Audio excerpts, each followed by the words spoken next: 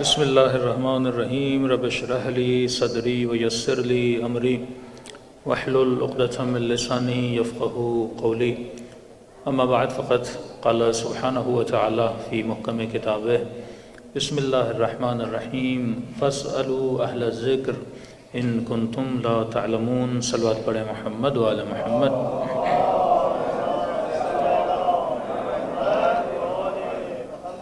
ایک مرتبہ بآواز بلند صلوات پڑھیں محمد وعلی محمد.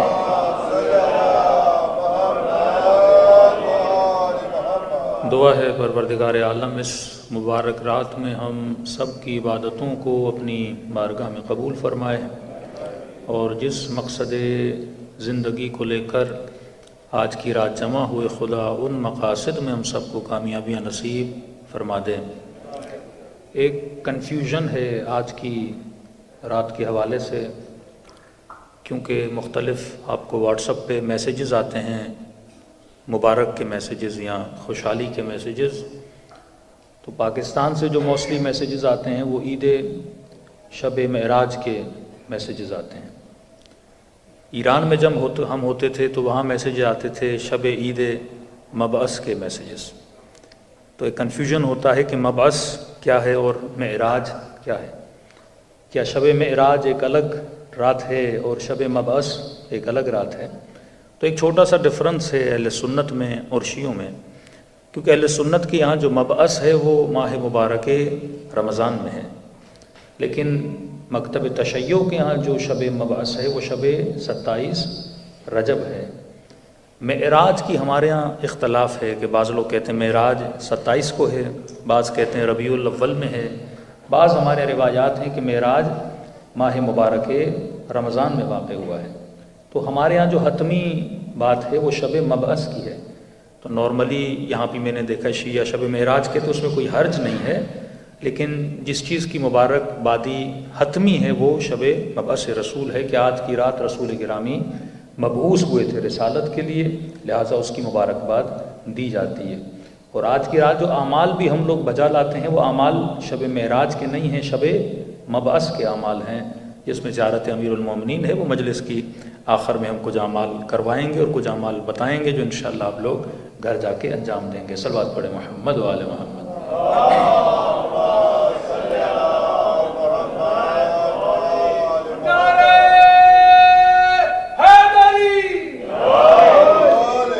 شب معراج کا مطلب، مبعث کا مطلب مبعوث ہونا، کہ ہمارا عقیدہ ہے کہ نبی جب سے پیدا ہوئے نبی تھے. کنت نبیا و آدم بین الماء والطین، میں اس وقت سے نبی تھا جب ابھی آدم پانی اور مٹی کے درمیان تھا. اور امیر المومنین نے فرمایا کنت ولیا و آدم بین الماء والطین، میں علی بھی اس وقت سے ولی تھا جب سے آدم پانی اور مٹی کے درمیان تھے. مبعث کا مطلب یہ ہے کہ اعلان نبوت. ایک مرتبہ انسان نبی ہے لیکن لوگوں کو بتاتا نہیں ہے کہ میں نبی ہوں. وہ بھی مجبوری تھی اس زمانے اور مکے کی مجبوری تھی، کیونکہ مکے والے کبھی بھی کسی کو کوئی عہدہ نہیں دیتے تھے جب تک وہ 40 ایئرز کو کراس نہیں کرتا تھا.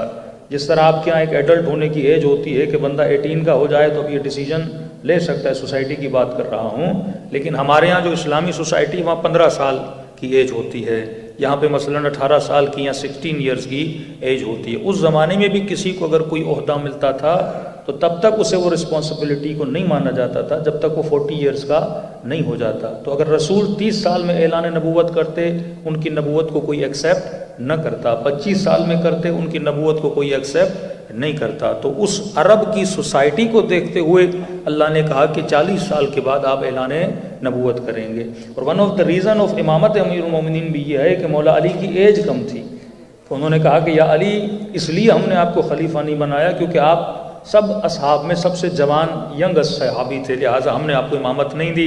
اور فلاں صاحب کو امامت اس لیے دی کیونکہ فلاں صاحب ایج میں سب سے زیادہ بڑے تھے. تو امام نے فرمایا یہ مقامات عمر کو دیکھ کے نہیں دیے جاتے، قابلیت کو دیکھ کے دیے جاتے ہیں. صلوات پڑھے محمد وآل محمد پر.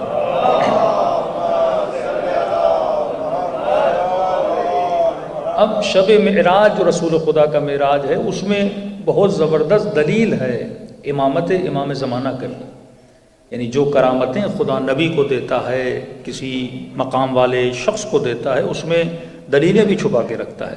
اب ہو سکتا ہے کہ حضرت حجت، کیونکہ امام زمانہ کی بھی ولادت آنے والی ہے، سب سے بڑا ایکسکیوز جو ہمارے اوپر کیا جاتا ہے وہ یہ کیا جاتا ہے کہ بھائی ہم بھی مانتے ہیں کہ حضرت مہدی آئیں گے، لیکن فرق یہ ہے آپ شیعہ بولتے ہو کہ وہ پیدا ہو چکے ہیں، ہم کہتے ہیں کہ وہ پیدا ہوں گے۔ تو ایک برادر اہل سنت نے ایک نوجوان لڑکے سے سوال کیا کہ دیکھیے جناب، آپ کا عقیدہ ہے کہ حضرت مہدی پیدا ہوں گے، پیدا ہو چکے ہیں، ہمارا عقیدہ ہے کہ پیدا ہوں گے۔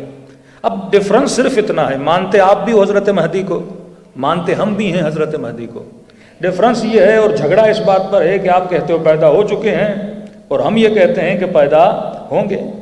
کہ ایک ذرا مجھے لاجیکل بات ہے، مجھے آنسر دو، ایسے امام کا فائدہ کیا جو پیدا ہو چکا ہے بٹ آپ اس سے ملاقات نہیں کر سکتے، آپ اس سے مل نہیں سکتے، آپ اس سے کوئی کوشچن نہیں پوچھ سکتے، آپ بولتے ہو حضرت مہدی ایگزسٹ کرتے ہیں بٹ میں اس سے مل نہیں سکتا، حضرت مہدی موجود ہیں بٹ میں اس سے کوشچن نہیں کر سکتا۔ اتنے شیعوں کے اندر اختلافات ہیں، پرابلمز ہیں، میں کسی بھی پرابلم کا سلوشن حضرت مہدی سے پوچھ ہی نہیں سکتا۔ کہ میں تو کہتا ہوں کہ وہ پیدا ہوں گے، مطلب میں تب ملوں گا جب پیدا ہوں گے۔ تو ایسی پرسنالٹی کے ہونے کا فائدہ کیا جس سے انسان مل ہی نہ سکے؟ تو مسئلے کو ختم کر دو، تم بھی یہ بولو کہ جب وہ آئیں گے تو ملیں گے۔ اب فرق ایک ورڈ کا ہے، ہم کہتے ہیں بورن پیدا ہوگا، تم کہتے ہو ظہور ہوگا، تو تم ظہور کے بعد ملو گے، ہم پیدائش کے بعد ملیں گے۔ تو ایک ہی نظریے کو مان لیتے ہیں کہ بھائی ملیں گے تو دونوں بعد میں نا، تو یہ جھگڑا کیسا، یہ عقیدوں کی فائٹنگز کیسی کہ بھائی آپ ضد کرو کہ وہ پیدا ہوئے ہیں، ہم کہیں گے کہ پیدا ہوں گے، لیکن ایسے امام کا کوئی فائدہ تو ہے ہی نہیں جس سے انسان مل نہ سکے، جس سے انسان ملاقات نہ کر سکے۔ اب یہ بھی جوان بیچارہ پریشان ہو گیا کہ مولانا واقعی بات تو بڑی ریزنیبل ہے کہ ہم کہیں کہ وہ پیدا ہو چکے بٹ ہم ان سے مل نہیں سکتے، ہم کوئی کوشچن اور کوئی آنسر نہیں لے سکتے ان سے، ہسٹوریکل پرابلمس ہیں ان کو سالو نہیں کر سکتے، عقیدتی تھیوریکل پرابلمس ہیں وہ امام سے مل کے سالو نہیں کر سکتے، تو پھر اس عقیدے کا فائدہ کیا؟ اس کا جواب پروردگار عالم نے شب معراج کے واقعے میں دے دیا۔ میں نے کہا معراج کا وہ واقعہ ہے جو ہر امت کا مسلمان اسے مانتا ہے، سنی ہوگا وہ معراج کو مانتا ہے، شیعہ ہوگا جو معراج کو مانتا ہے، کوئی ایسا مسلمان نہیں جو شب معراج کے واقعے کو نہیں مانتا۔ اور آپ پوچھئے شب معراج کے واقعے میں ہوا کیا تھا؟ قرآن کی آیت کہتی ہے کہ رسول خدا کو نبی نے کہاں پر بلایا؟ معراج پر بلایا۔ کس عالم میں بلایا؟ روایت لکھتی ہے کہ رسول خدا وضو کر رہے تھے اور فرماتے جب معراج پر بلایا، وہ جو وضو کا پانی تھا، وہ جو پانی کے قطرات تھے، وہ قطرات وہیں پہ رک گئے۔ فرمایا جب دروازے سے بلایا، جو دروازے کی کنڈی تھی اس کنڈی نے وہیں پہ ہلنا چھوڑ دیا، جو بستر کی گرمی تھی وہ گرمی وہیں پہ رک گئی، گویا پوری کائنات کیا ہو گئی؟ تھم گئی، پوری کائنات فریز ہو گئی۔ کہتے ہیں جو پرندے اڑتے تھے انہوں نے اڑنا چھوڑ دیا، جو ہوائیں چلتی تھی انہوں نے چلنا چھوڑ دیا، جو گندم زمین سے اگتی تھی اس نے اگنا چھوڑ دیا، جو بادل چل رہے تھے بادلوں نے چلنا چھوڑ دیا، پوری کائنات فریز ہو گئی۔ اور کہا جب رسول خدا معراج سے واپس آئے، اب کتنی دیر معراج پر رہے، یہ حدیث معراج جا کے پڑھیے، جنت کی سیر بھی کی ہے، جہنم میں جو عذاب ہو رہا تھا اسے بھی دیکھا ہے، ملائکوں سے ملاقات بھی کی ہے، جناب جبرائیل سے ملاقات بھی کی ہے، لیکن فرماتے ہیں جیسے نبی معراج سے واپس آئے کنڈی نے پھر ہلنا شروع کر دیا، پانی نے پھر بہنا شروع کر دیا، بستر کی گرمی پھر وہیں سے شروع ہو گئی، بادلوں نے پھر چلنا شروع کر دیا، پرندوں نے پھر پرواز کرنا شروع کر دیا۔ اب اصحاب نے رسول سے پوچھا کہ یا رسول اللہ یہ عالم کیا تھا کہ جب آپ کائنات سے گئے تو پوری کائنات تھم گئی، پانی وہیں پہ رک گیا، ہوائیں وہیں پہ رک گئیں، بارش نے برسنا چھوڑ دیا، گویا پوری کائنات فریز ہو گئی تھی، اور یا رسول اللہ جیسے آپ کائنات میں واپس آئے ہواؤں نے پھر چلنا شروع کر دیا، بارش نے پھر برسنا شروع کر دیا، بادلوں نے پھر چلنا شروع کر دیا۔ تو نبی نے فرمایا اس بات کو سمجھنا ضروری ہے کہ جو نبی کی مثال ہوتی ہے وہ بالکل ایسے ہے جیسے تمہارے بدن میں تمہارا سول ہے، جیسے تمہارے بدن میں تمہاری روح ہے، جیسے بدن سے روح نکل جاتی ہے بدن کی حرکت ختم ہو جاتی ہے، آنکھیں دیکھنا چھوڑ دیتی ہیں، کان سننا چھوڑ دیتے ہیں، قدم چلنا چھوڑ دیتے ہیں، تو فرمایا میں ہوں روح روح کائنات جب تک کائنات میں تھا تو کائنات چل رہی تھی، اور جب کائنات سے نکل گیا تو گویا کائنات مردہ ہو گئی، اور جب کائنات میں واپس آیا اور کائنات چلنے لگی۔ میں نے کہا اے میرے برادر اہل سنت، مجھے یہ بتاؤ، آج تو رسول خدا کائنات میں موجود نہیں ہے، لیکن بادل بھی چل رہے ہیں، سورج بھی چل رہا ہے، بارش بھی ہو رہی ہے، پرندے بھی اڑ رہے ہیں، تو اتنا تو ماننا پڑے گا کہ آج بھی کوئی روح کائنات موجود ہے جس کے صدقے میں خدا تجھے رزق عطا کر رہا ہے۔ صلوات پڑھے محمد والے محمد۔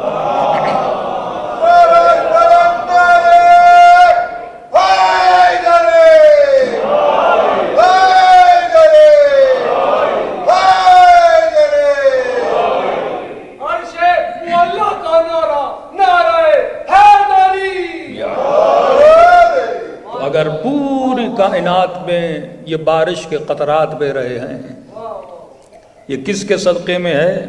یہ روح کائنات کے صدقے میں ہے۔ ہر چیز کا سول ہوتا ہے، باڈی کے اندر سول ہے، روح موجود ہے، کائنات کے اندر بھی ایک سول ہے، اور وہ سول کیا ہے؟ جس کو مختلف الفاظ میں کبھی قطب اعظم بولا جاتا ہے، کبھی امام بولا جاتا ہے، کبھی ولی بولا جاتا ہے۔ تبھی فرمایا اللہ کی زمین کبھی بھی ولی خدا سے خالی نہیں رہ سکتی۔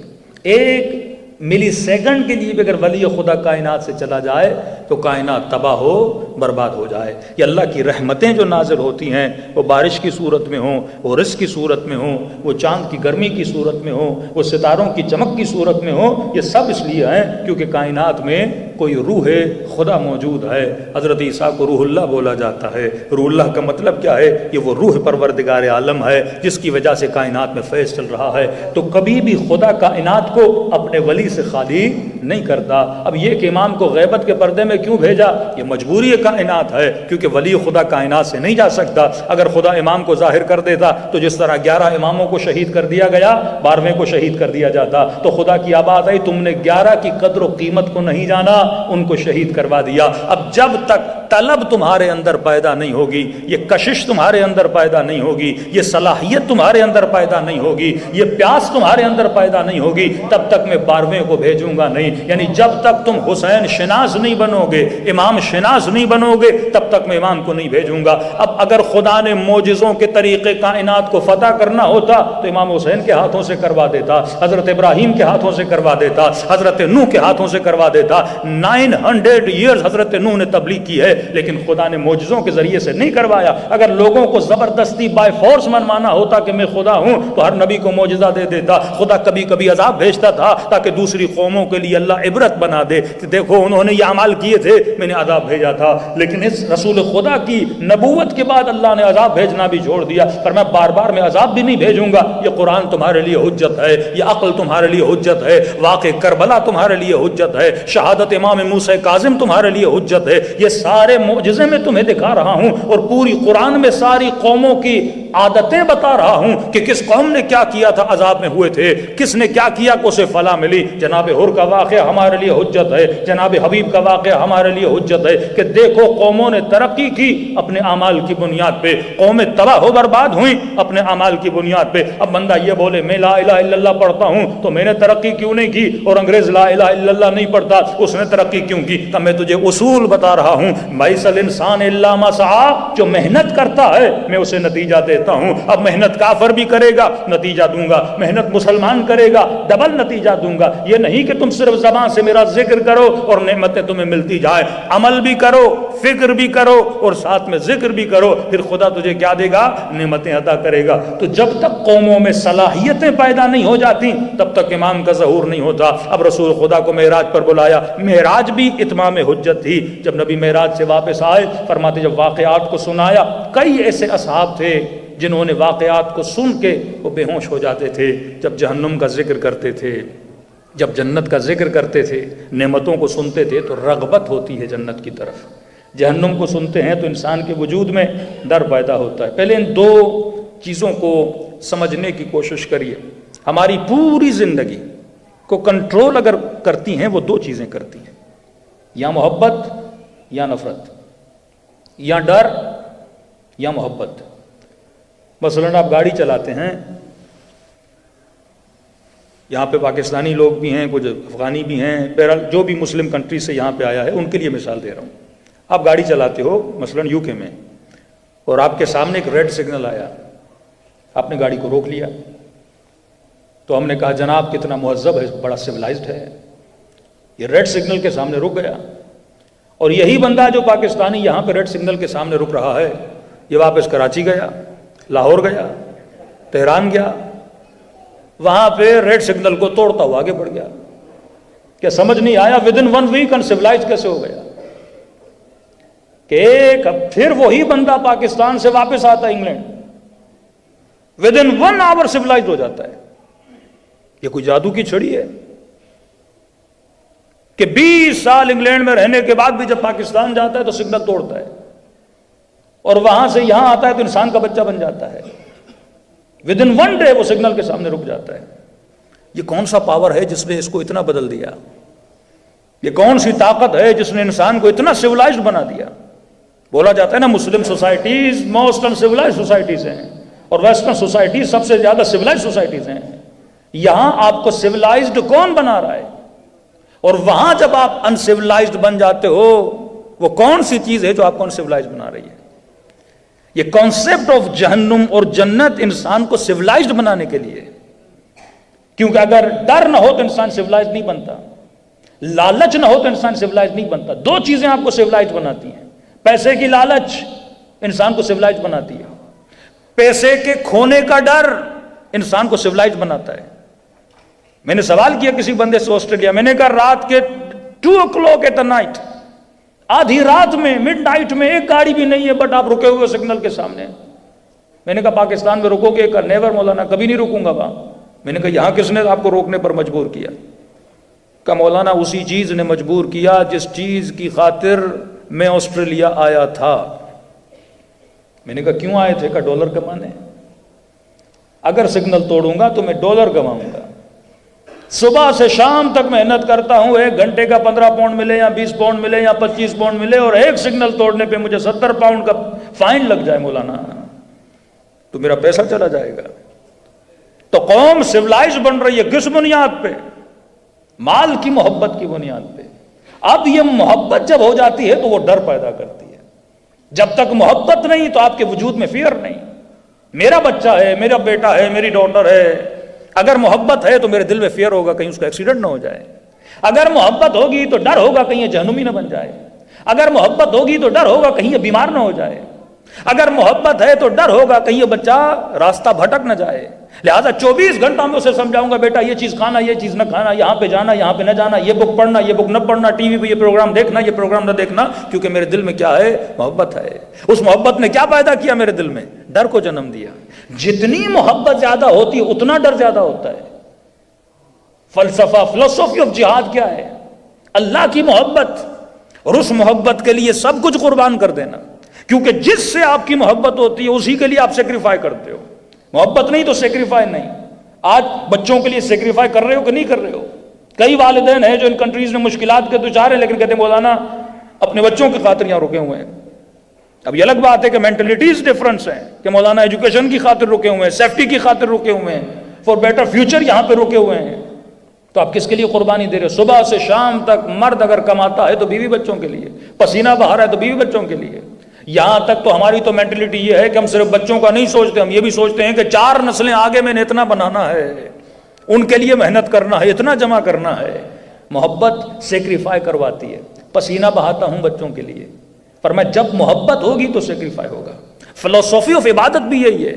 اللہ دیکھنا چاہتا ہے تو خدا کے لیے کتنا سیکریفائی کر رہا ہے. جتنی خدا سے محبت ہوگی اتنا سیکریفائی زیادہ ہوگا. یہ روزے کا فلسفہ کیا ہے؟ میں بھوک کرتا ہوں، مطلب خدایا میں سیکریفائی کر رہا ہوں تمہارے لیے، پیاس کو برداشت کر رہا ہوں، بھوک کو برداشت کر رہا ہوں. پھر خدا کہتا ہے اگر تم نے میرے لیے اتنا سیکریفائی کیا ہے تو میں جنت میں تجھے اس کا انعام اتنا دوں گا کیونکہ تم نے میرے لیے قربانی دی ہے. تبھی اولاد کو کہا کہ مور دین 30 ایئرس 40 ایئرس تمہارے والد نے تمہارے لیے سیکریفائی کیا. اس نے سفر کیا، اس نے محنت کی، اس ماں نے 8 منتھ 9 منتھ تمہیں اپنے پیٹ میں رکھا، پیدا ہونے کے بعد تجھے دودھ پلایا، اس کے بعد تمہاری گندگی کو صاف کیا۔ کون انسان ہے جو گندگی سے محبت کرتا ہے؟ لیکن اس قدر سے محبت ہے کہ وہ گندگی بھی سے گندگی نہیں لگ رہی، خوشی خوشی اپنے بچے کا کام کرتی ہے۔ فرمایا اب ماں نے سیکریفائی کیا، باپ نے سیکریفائی کیا، جب اس نے اتنا سیکریفائی کیا ہے وَلَا تَقُولُوا لَهُمَا أُفٍّ، اب تمہیں حق نہیں ہے کہ ان سے بلند آواز میں بات کرو۔ بھائی مومنین کہتے مولانا کربلا جانا ہے، امام حسین کی زیارت کرنی ہے، مدینے جانا ہے، رسول خدا، وہ بہت توفیق بڑی ہے کہ بندہ رسول کی جا کے زیارت کرے، امیر المومنین کی جا کر زیارت کرے، لیکن کئی ایسی چھوٹی چھوٹی زیارتیں ہوتی ہیں جو ہمارے گھروں کے اندر موجود ہے لیکن ہم کرنے کے لیے تیار نہیں ہے۔ فرمایا النظر الی الوالد عبادت، باپ کے چہرے کو دیکھنا عبادت ہے، ماں کے چہرے کو دیکھنا عبادت ہے، باپ کے ہاتھ کو بوسہ دینا عبادت ہے، ماں کے ہاتھ کو چومنا عبادت ہے، ماں کے قدموں کو چومنا عبادت ہے۔ یہ ساری عبادتیں ہمارے گھروں میں موجود ہیں، لیکن بندہ کہتے ہے کربلا جاؤں، گھر میں ماں کو ناراض کر کے جاتا ہے، مدینے جاؤں، باپ کو ناراض کر کے جاتا ہے، بیوی لاکھ عبادتیں کرے لیکن اگر شوہر کو ناراض کرے، باپ کو ناراض کرے، ماں کو ناراض کرے، پہلے تم نے یہ دیکھنا ہے کہ وہ کون سی عبادتیں ہیں جو تمہارے قریب ہیں، ان عبادتوں کو بجا لاؤ، پھر خدا توفیق عبادت اکبر دیتا ہے۔ صلوات پڑھے محمد و آل محمد۔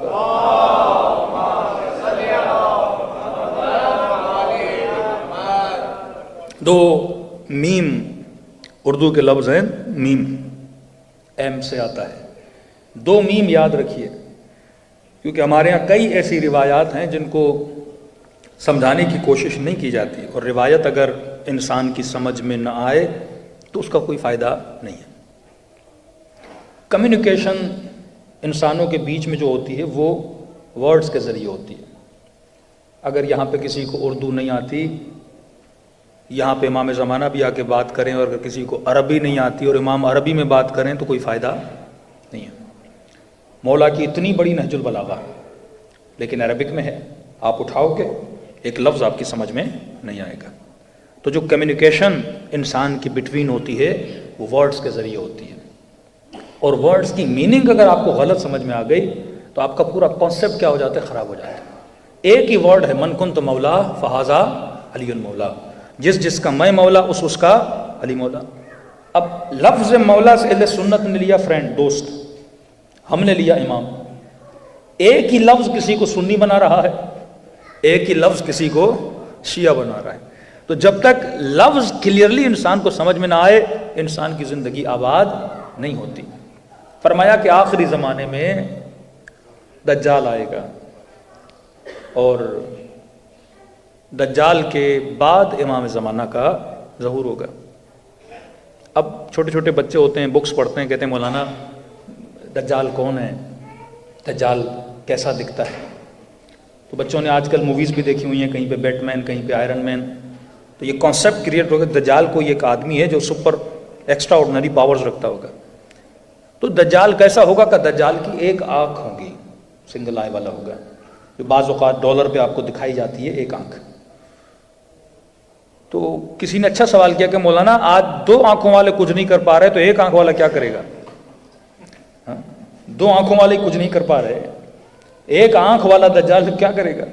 اور فزیکلی جس کی ایک آنکھ ہے وہ ایب نارمل ہے، تو ایک ایب نارمل بندہ پیدا ہوگا، وہ کائنات کو کیا کرے گا؟ یا فرمایا کہ سفیانی آئے گا۔ اب سارے انتظار میں کوئی بندہ آئے گا جس کا نام نیم بائی سفیانی نہیں۔ جب بھی قرآن بات کرتا ہے اور حدیث بات کرتی ہے، حدیث میں کسی شخص کی، کسی پرسن کی بات نہیں ہوتی، وہاں پہ صفت کی بات ہوتی ہے۔ خدا نے کبھی نہیں بتایا کہ مثلا فلاں فلاں فلاں پہ لعنت بھیجو، نہیں، قرآن نے صفت بتائی ہے کہ اللہ کی لعنت ہے جھوٹوں پر، اللہ کی لعنت ہے ظالموں پر۔ اب یہ نہیں کہا کہ یزید پہ لعنت ہے، ایون پورے قرآن میں یہ بھی نہیں کہا کہ ابلیس پہ لعنت ہے۔ کہا بسم اللہ سے پہلے کہو کہ شیطان پہ لعنت ہے۔ کبھی سوچا اللہ یہ کیوں نہیں کہتا کہ ابلیس پہ لعنت بھیجو؟ ابلیس نیم ہے، شیطان صفت ہے۔ ابلیس جب تک ابلیس تھا لعنت نہیں تھی، جس دن ابلیس شیطان بنا اس دن لعنت ہو گئی۔ جب تک یزید تھا اس پہ لعنت نہیں تھی، جس دن یزید ظالم بنا اس دن لعنت ہو گئی۔ جس دن کوئی انسان جھوٹ بولتا ہے لعنت آ جاتی ہے۔ جس دن ظلم کرتا ہے لعنت آ جاتی ہے، جس دن چوری کرتا ہے لعنت آ جاتی ہے، جس دن شراب پیتا ہے لعنت آ جاتی ہے، جب ہمارے اندر بری صفت آتی ہے لعنت آ جاتی ہے، ورنہ ایز اے پرسن کوئی انسان برا نہیں ہے۔ یزید بھی اپنے ماں کی گود میں پیدا ہوا، ایک بچے کی حیثیت رکھتا تھا۔ حبیب بھی اپنی ماں کی گود میں پیدا ہوا، ایک بچے کی حیثیت۔ حبیب کو حبیب کس نے بنایا؟ حبیب کی اچھی صفت نے حبیب بنایا۔ یزید کو یزید کس نے بنایا؟ یزید کی بری صفت نے یزید کو یزید بنایا۔ تبھی پورے قرآن میں خدا رسول کو 5 ٹائم صرف نام سے پکارتا ہے، اور more than 100 ٹائمز رسول کو صفت کے نام سے پکارتا ہے۔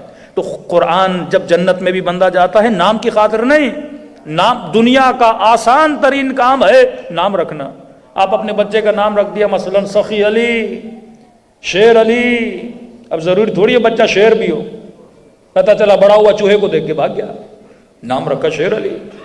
کہ مولانا میرا بیٹا ہے نام ہے سخی علی، پتہ چلا 1 نمبر کا کنجوس ہے۔ تو نیم رکھنا دنیا کا سب سے ایزی وے ہے۔ کسی بچے کا نام رکھنا، کسی خاتون کا نام بطول رکھ دیا، کسی کا نام سخی رکھ دیا، کسی کا نام صدیق رکھ دیا، کسی کا نام صادق رکھ دیا، یہ سب سے ایزی وے ہے نام رکھنا۔ سب سے مشکل کام کیا ہے؟ اس نام کی صفت کو اس بچے کے اندر ڈالنا، اس شجاعت کو اس بیٹے کے اندر ڈالنا، اس عفت و حیا کو اس بیٹی کے اندر پیدا کرنا، یہ دنیا کا مشکل ترین کام ہوتا ہے۔ اب ہم دنیا کے آسان ترین کام کر رہے ہیں۔ بچہ پیدا ہوا، ٹیلی فون کیا، مولانا نام کیا رکھوں؟ ابھی نام رکھو فاطمہ، نام رکھو حسن، نام رکھو حسین، آسان ترین کام کیا۔ اور جو صفت پیدا کرنی ہے سب سے مشکل ترین کام ہے، وہ انگریز کر رہے ہیں آج کل ہمارے بچوں کے اوپر۔ یعنی مشکل کام وہ انجام دے رہے ہیں اور آسان کام میں انجام دے رہا ہوں، حالانکہ میں نے 24 آورز کس پہ کام کرنا تھا؟ صفت پہ کام کرنا تھا۔ تو دجال جو ہے وہ ایک صفت ہے، دجال کسی پرسن کا نام نہیں ہے، دجال ایک سسٹم کا نام ہے۔ کون سا سسٹم؟ دجالی سسٹم، ایک آنکھ والا سسٹم۔ ایک آنکھ کا مطلب کیا؟ کل امام نے فرمایا کہ انسان کی عقل کا پتہ انسان کی سلیکشن سے چلتا ہے، جن کو یاد ہو کل کی مجلس۔ دجال کی جو سلیکشن ہوگی وہ سنگل آئی سلیکشن ہوگی، مطلب وہ چیزوں کو جب چوز ان پک کرے گا وہ کس بنیاد پہ کرے گا؟ ایک آنکھ کی بنیاد پہ کرے گا۔ اس کی آنکھ کیا ہے؟ فرمایا صرف اکنومیکلی آنکھ ہے، مطلب وہ تعلق بنائے گا بیس آن اکنومک، وہ رشتہ قائم کرے گا بیس آن اکنومک۔ وہ جو بھی کرے گا یہ سوچے گا کہ میں یہ کام کر رہا ہوں اس سے مجھے فائنینشول فائدہ کتنا ہوگا۔ وہ دوستیوں میں فائنینشول پوزیشن کو دیکھے گا، وہ رشتوں میں فائنانس کو دیکھے گا، وہ سفر میں فائنانس کو دیکھے گا۔ ایک ہمارے پارا چنار کا مومن تھا، تقریباً 22 گریڈ کا آفیسر تھا، پاکستان میں 22 گریڈ کا آفیسر، ایک اچھی خاصی اس کی تنخواہ ہوتی ہے، لیکن دوستوں نے ایک پاکستان میں ٹرن اوور آیا تھا کہ اس میں اکثر لوگ پارا چنار کے کوئٹہ کے موونگ ٹو دا آسٹریلیا، اور کوئی پکچر بھیج رہا ہے یہ آسٹریلیا کا جزیرہ، یہ آسٹریلیا میں مزے ہیں، یہ ہیں وہ ہیں۔ اس بندے نے آن ڈیوٹی بندہ، اتنی بڑی جاب تھی اس کی، اس نے وہ جاب چھوڑ کے اور اللیگل وے میں آسٹریلیا جانا چاہا، اور ملیشیا سے آگے وہ کشتی میں ڈوب کے مر گیا۔ خسرت دنیا والآخرہ۔ میں جو ڈیسیجن لے رہا ہوں وہ کس بیس پہ ڈیسیجن لے رہا ہوں؟ اگر صرف ایک آنکھ میرے سامنے، اس میں یہ بھی نہیں دیکھ رہا میری موت کا خطرہ ہے، یہ بھی نہیں دیکھ رہا میری جان خطرے میں ہے، صرف میں یہ دیکھ رہا ہوں کہ میں نے وہاں پہنچنا ہے کیونکہ وہاں پہ مال زیادہ ہے، وہاں پہ پیسہ زیادہ ہے، مطلب میرے ڈیسیجن صرف اگر فائنینشیل بنیاد پہ ہوئے تو میں کس سسٹم میں جی رہا ہوں؟ میں دجال کے سسٹم میں جی رہا ہوں۔ ایک سنگل مثال دیتا ہوں، ایک ملک خود کو بچانے کے لیے دوسرے ملک کو تباہ کر دیتا ہے کہ میں بچ جاؤں میری کنٹری بچ جائے، میں بچ جاؤں، لیکن اگر ایک ایٹم بم سے 65,000 لوگ مرتے ہیں تو مر جائیں، ایک ایٹم بم سے 95,000 لوگ مرتے ہیں تو مر جائیں، فلسطین میں thousands of لوگ مر جاتے ہیں تو مر جائیں، بٹ میں بچ جاؤں۔ اس سسٹم کو بولا جاتا ہے سسٹم آف سیلفشنس، جس میں انسان صرف اپنا سوچتا ہے، جس میں سیکریفائی کا کوئی کانسیپٹ نہیں ہے، صرف انسان اپنی ذات کو بچانا چاہتا ہے، مال اپنے لیے، ذات کے لیے، اپنے وجود کو بچانے کے لیے پورے سسٹم میں چلتا ہے۔ یہ سسٹم آف دجال ہے، سسٹم آف امام زمانہ، سسٹم آف رسول اللہ، جس کی دعا آپ اپنی نمازوں میں کرتے ہو کہ ربنا آتنا فی الدنیا حسنہ وفی الآخرۃ حسنہ۔ ہم 2 آنکھوں والے ہیں۔ یہ قرآن کی بیوٹی ہے کہ پورے قرآن میں جتنی مرتبہ لفظ دنیا آیا ہے اتنی مرتبہ لفظ آخرت آیا ہے۔ اب یہ کانسیپٹ بھی ختم ہوگا کہ بندہ صبح سے شام تک صرف نمازیں پڑھے، روزے رکھ کے بیوی بچوں کو چھوڑ دے۔ اللہ کہتا ہے نہیں، ایسے بندوں پر بھی میری لعنت ہے جو صبح سے شام تک مسجدوں میں بیٹھے اور اپنی دنیا کو چھوڑ دیں۔ ایسے بندوں پر بھی میری لعنت ہے جو صبح سے شام تک دنیا کو لگے رہیں اور آخرت کی فکر نہ کریں. فرمایا تم دو آنکھوں والے ہو, تمہارے پاس فائنینشیل آنکھ بھی ہونی چاہیے اور آخرت کی آنکھ بھی ہونی چاہیے. جو بھی کام کرو یہ دیکھو اس سے دنیا بھی بن رہی ہے, لیکن کیا دنیا کے بننے سے میری آخرت تباہ و برباد تو نہیں ہو رہی؟ اگر آخرت بھی بچ رہی ہے اور دنیا بھی بن رہی ہے, اس کام کو کرو, وہ کام کیا ہے؟ عبادت ہے. لیکن اگر دنیا بن رہی ہے پر آخرت تباہ ہو رہی ہے, یہ کام کبھی انجام نہ دینا. تو دو میم یاد رکھیے گا, اردو کا لفظ ہے, انگلش میں آپ خود اس کی ٹرانسلیشن کر سکتے ہیں. ایک ہوتا ہے میم آف معاش یعنی اکنامک. دجال صرف اکنامک کو دیکھتا ہے, سنگل آئے فیصلہ لیتا ہے, صرف آنکھ کو بچانے کا فیصلہ لیتا ہے. اور جتنی بھی سیولائزیشنز ہیں, ویسٹرن سیولائزیشن تو بیسڈ آن اکنامک ہیں. یہ پوری سیولائزیشن آپ کو کنٹرول کرتی ہے. کس بنیاد پر؟ پیسے کی بنیاد پر. سگنل توڑو گے فائن ہوگا. میاں کو بولا جاتا ہے بیوی کے ساتھ تھوڑی اونچ نیچ کرو گے گھر تمہارا چلا جائے گا. یہ سارا ڈر اور خوف کس وجہ سے ہے؟ مال کی وجہ سے ہے. آدھی ملکیت لے لی جائے گی, پیسہ لے لیا جائے گا, یعنی آپ کے اندر خوف پیدا کیا جاتا ہے, مال کا خوف. یعنی پوری سوسائٹی کو کنٹرول کیا جاتا ہے مال کی وجہ سے. لیکن آپ قرآن اٹھاؤ گے, خدا کبھی بھی مال کا نقصان نہیں بتاتا کہ اگر نماز نہیں پڑھو گے مال کا نقصان نہیں دیتا, روزہ نہیں رکھو گے مال کا نقصان نہیں دیتا. اللہ کیا بتاتا ہے؟ آپ کے وجود میں آخرت کا خوف مناتا ہے, جسے میم آف معاد بولا جاتا ہے. ایک آنکھ معاش کی, ایک آنکھ معاد کی, یعنی آخرت کا خوف آپ کے بچوں کے دل میں پیدا کیا جاتا ہے. یہاں پہ دنیا کا خوف پیدا کیا جاتا ہے کہ مال چھوٹ جائے گا, وہاں پہ آخرت کا خوف پیدا کیا جاتا ہے. اگر مخالفت کرو گے تو جنت میں نہیں جاؤ گے, اگر یہ کرو گے تو نعمتوں سے مالا مال نہیں ہوگے. لیکن اعلیٰ ترین منزل جو امیر المومنین فرماتے ہیں کہ پروردگارا, علی نے جنت کی لالچ میں تیری عبادت نہیں کی, علی نے جہنم کے خوف میں تیری عبادت نہیں کی, جو عبادت لوجک سے ہوتی ہے. فرمایا علی نے تیری عبادت اسی لیے کی کیونکہ علی نے تجھے لائق عبادت پایا تھا. صلوات پڑھے محمد والے محمد.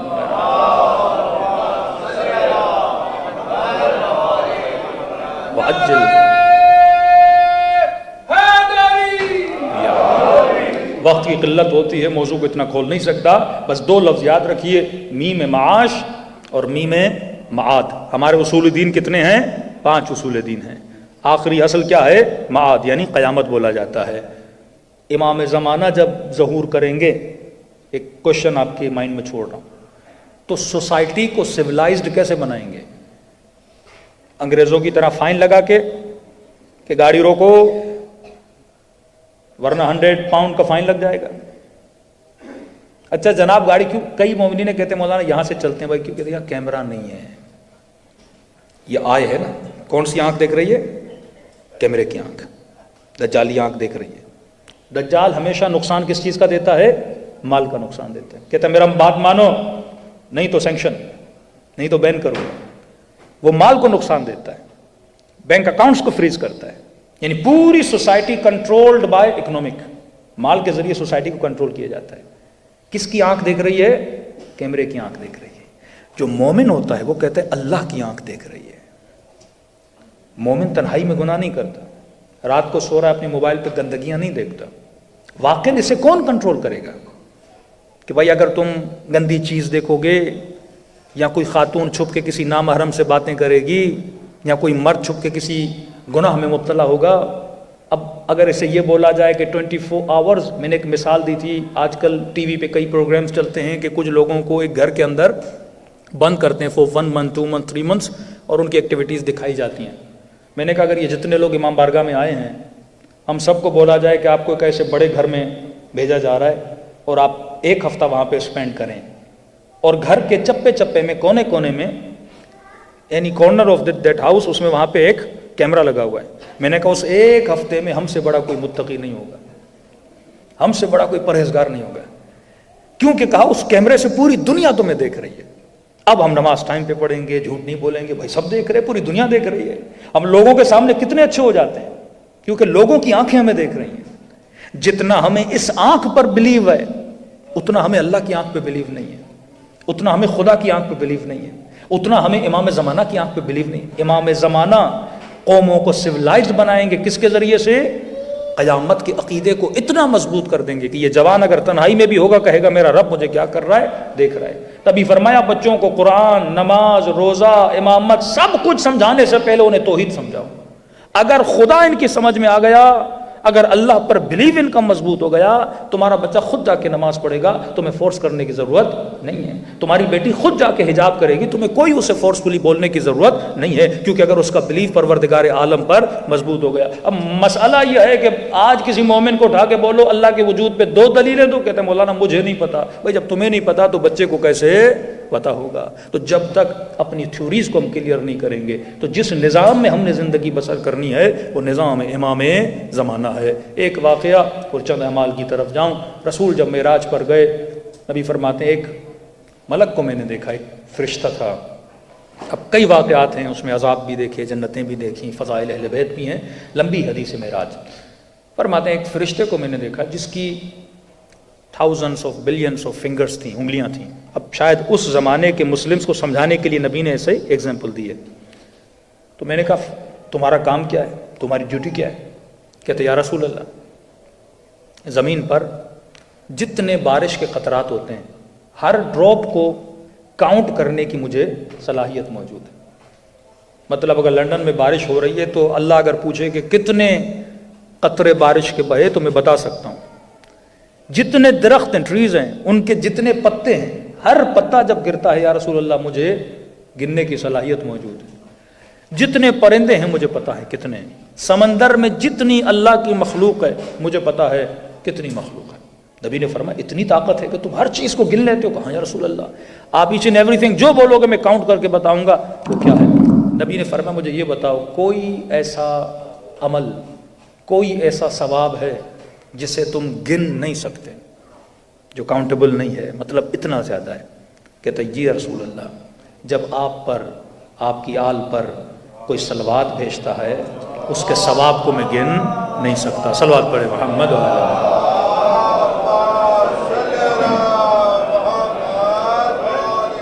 کئی مومنین پوچھتے مولانا شب معراج کا بہترین عمل کیا ہے، یا شب عید مبعث کا بہترین عمل کیا ہے؟ وہ عمل صلوات ہے. کہ معصوم فرماتے جو کثرت سے صلوات پڑھے، فرمایا تب تک اسے موت نہیں آتی جب تک پنجتن کی زیارت نہ کر لے. یہ ان کا وعدہ ہے. پھر فرمایا کہ اللہ نے ایک پرندہ بنایا ہے، پرندے کے 2 پر ہوتے ہیں. فرمایا ایک پر مغرب کی طرف ہے، ایک پر مشرق کی طرف ہے، اتنے بڑے پر ہیں.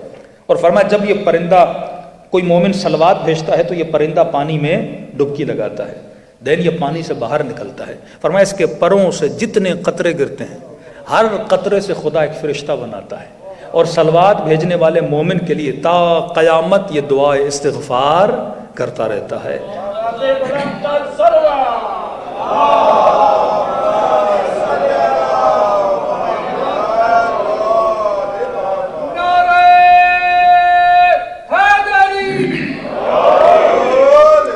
کل کیونکہ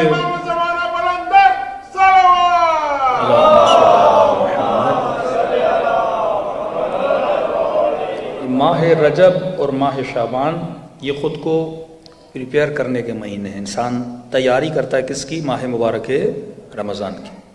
کئی اعمال ہیں ان مہینوں میں، اسپیشلی روزے رکھنے کا ثواب ان دونوں مہینوں میں بہت زیادہ ہے. مطلب نارمل منتھ میں آپ 1 دن روزہ رکھیں گے اس کا ثواب شاید 1 ہی دن کا ہو، لیکن اس مہینے میں 1 دن کا ثواب 70 گنا زیادہ بڑھ جاتا ہے. اور انسان کا اسپریچولی اللہ کے ساتھ کانٹیکٹ بہت بڑھتا ہے. آج کل لوگ اپنے آپ کو خوبصورت بنانے کے لیے، اس پہلے تو تھا کہ عورتیں خود کو خوبصورت بناتی تھیں، تو لیکن اب تو فرق ہی ختم ہو چکا ہے. کئی مرد بھی ہیں جو کریمیں لیتے ہیں اپنی اسکن کو شائن بنانے کے لیے، اچھی بات ہے، کوئی بری بات نہیں ہے. لیکن کسی نے معصوم سے پوچھا کہ مولا اگر میں اپنے چہرے کو شائن کرنا چاہوں تو کیا کروں؟ آپ دنیا کی کریم لگاؤ گے 10 منٹس، اچھے سے اچھا فیشل کرو گے 1 دن 2 دن، اسکن پھر ویسی کی ویسی ہو جائے گی.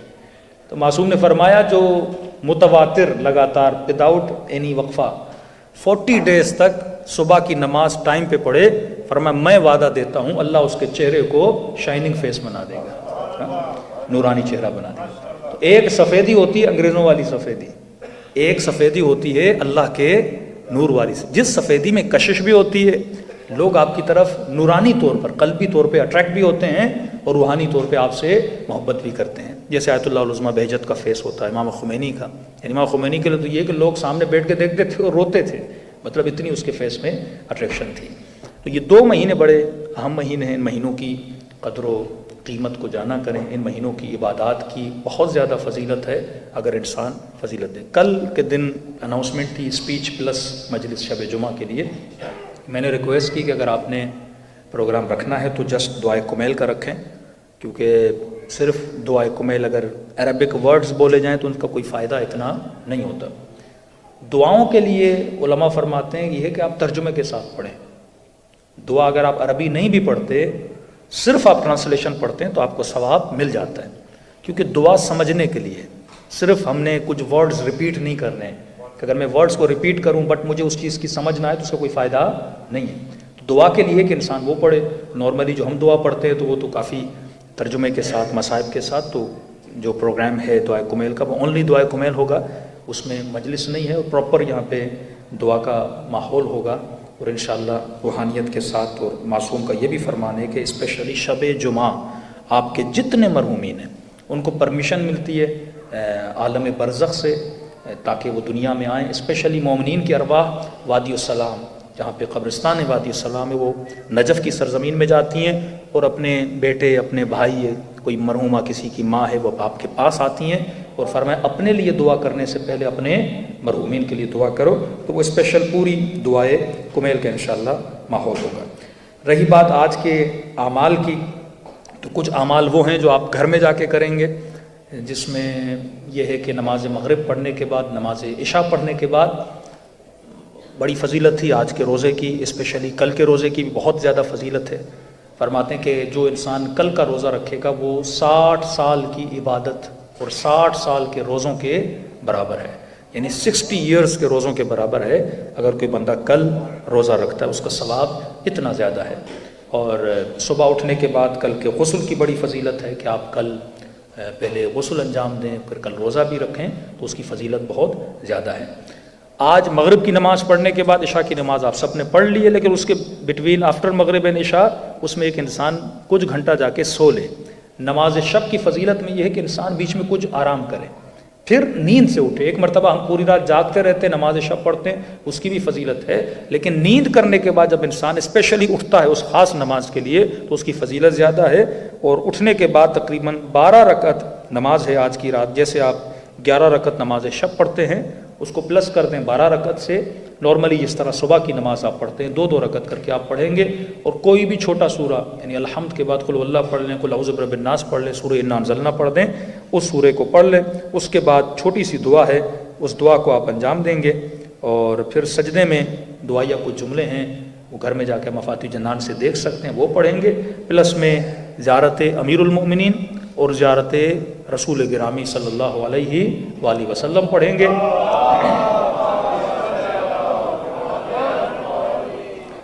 اس زیارت کے بعد اگر پڑھنا چاہیں تو آپ لوگ 2 رکعت نماز زیارت امیر المؤمنین اور نماز زیارت رسول گرامی آپ پڑھیں گے. یہ 4 رکعت آپ کی یہ ہو جائیں گی. اور دعائے معراج ہے جو ابھی انشاءاللہ سب مل کے ساتھ پڑھیں گے، اور اس دعائے معراج کو ابھی آپ پڑھ لیتے ہیں، پھر اس کے بعد اس کی ضرورت نہیں ہے. تو جو موٹا عمل ہے وہ 12 رکعت نماز ہے. 12 رکعت نماز سمپل نماز صبح کی طرح. نیت یہ ہوگی کہ میں اعمال نماز شب مبعث انجام دے رہا ہوں مستحب قربتاً اللہ. فرماتے ہیں اس عمل کا ثواب 60 سال کی عبادت کے ثواب کے برابر ہے. صلوات پڑھے محمد و آل محمد.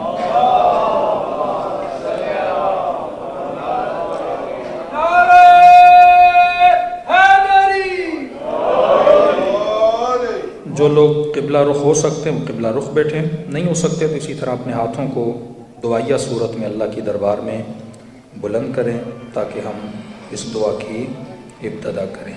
صلوات پڑھے محمد و آل محمد.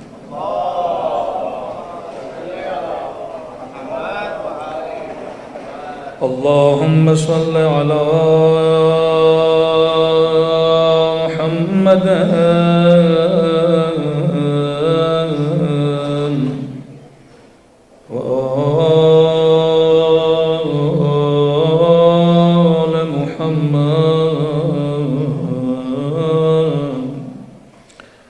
اللهم إني أسألك بالتجلي الأعظم في هذه الليلة من الشهر المعظم المرسل المكرم أن تصلي على محمد وآله وأن تغفر لنا ما أنت به منا أعلم يا من يعلم ولا نعلم. اللهم بارك لنا في هذه الليلة التي بشرف الرسالة فضلتها وبكرامتك أجللتها وبمحل الشريف أحللتها.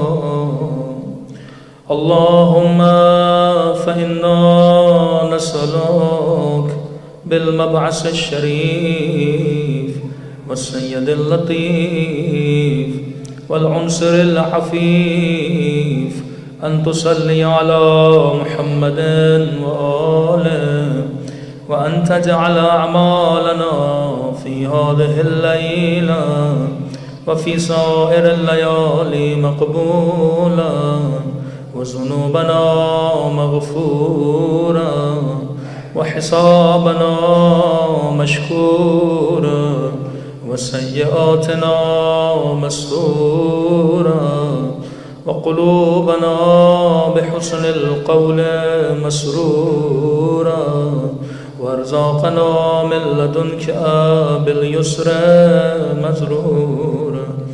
اللهم إنك ترى ولا ترى وأنت بالمنظر الأعلى وإن إليك الرجعى والمنتهى وإن لك الممات والمحيا وإن لك الآخرة والأولى. اللهم إنا نعوذ بك أن نذل ونخضع وأن نأتي ما تنهى.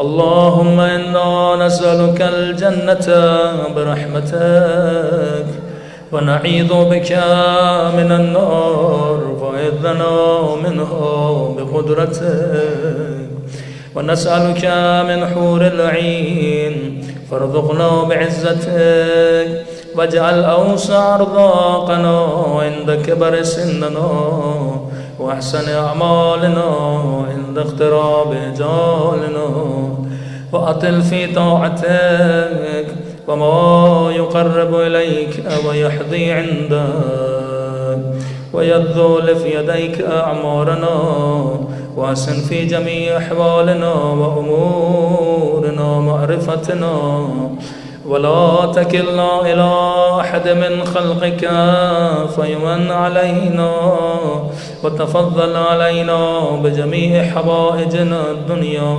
والآخرة وأبدأ بآبائنا وأبنائنا وجميع إخواننا المؤمنين في جميع ما سألناك لأنفسنا يا أرحم الراحمين. اللهم إنا نسألك باسمك العظيم وملكك القديم أن تصلي على محمد وآل محمد وأن تغفر لنا الذنب العظيم إنه لا يغفر العظيم إلا العظيم. اللهم وهذا الرجب المكرم الذي أكرمتنا به أول الشهر الحرام أكرمتنا به من بين الأمم فلك الحمد يا ذا الجود والكرم وأسألك به وباسمك الأعظم الأعظم الأعظم الأجل الأكرم الذي خلقته فاستقر به ظلك فلا يخرج منك إلا غيرك أن تصلي على محمد وأهل بيته الطاهرين وأن تجعلنا من العاملين فيه بطاعتك والعاملين فيه لشفاعتك. اللهم اهدنا إلى سواء السبيل واجعل مقيلنا عندك خير مقيل في ظل الظليل وملك الجزيل فإنك حسبنا ونعم الوكيل. اللهم اقبلنا المفلحين منجحين غير مغضوب علينا ولا ضالين برحمتك يا أرحم الراحمين. اللهم إني أسألك بعظائم مغفرتك وبواجب رحمتك السلامة من كل إثم والغنيمة من كل بر والفوز بالجنة والنجاة من النار. اللهم دعاك الداعون ودعوتك وسألك السائلون وسألك وطلب إليك الطالبون وطلبت إليك. اللهم أنت الثقة والرجاء وإليك المنتهى والرغبة في الدعاء. اللهم فصل على محمد وآله واجعل اليقين في قلبي والنور في بصري والنصيحة في صدري وذكرك بالليل والنهار على لساني ورزقا واسعا غير ممنون ولا محظور فارزقني وبارك لي فيما رزقتني واجعل غناي في نفسي ورغبتي فيما عندك برحمتك يا أرحم الراحمين. الحمد لله الذي هدانا لمعرفته وخصنا بولايته ووفقنا لطاعته. سب مل کے شکران شکران شکران شکران. سب مل کے شکران شکران شکران. بلند آواز 100 مرتبہ اللہ کا شکر ادا کریں کہ محمد و آل محمد کے ماننے والے سے قرار دیا اور یہ زندگی دی کہ آج کی رات اللہ کے حضور میں یہ دعا پڑھیں. بلند آواز سے شکران شکران شکران شکران شکران شکران شکران. سب مل کے شکران شکران شکران شکران شکران شکران شکران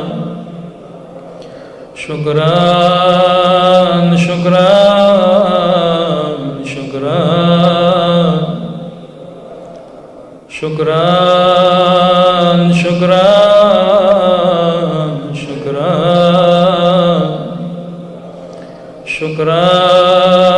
شکران شکران شکران شکران شکران شکران. سب مل کے شکران شکران شکران شکران شکران شکران شکران شکران شکران. 100 مرتبہ شکران شکران شکران شکران شکران شکران شکران شکران شکران شکران شکران شکران شکران شکران شکران شکران شکران شکران شکران.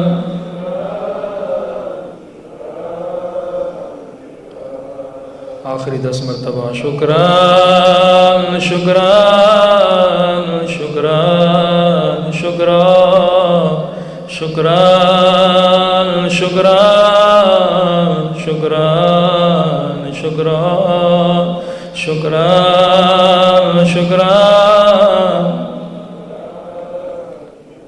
اللهم إني قصدت بحاجتي واعتمدت عليك بمسألتي وتوجهت إليك بأئمتي وسادتي اللهم انفعنا بحبهم واوردنا موردهم وارزقنا مرافقهم وادخلنا الجنة في زمرتهم برحمتك يا أرحم الراحمين. سمل أما يجيب المضطر إذا دعا ويكشف السوء أما يجيب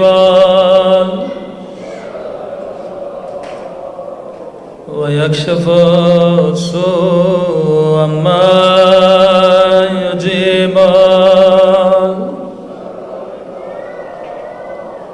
ويكشف السوء مریضوں کے لیے اما يجيب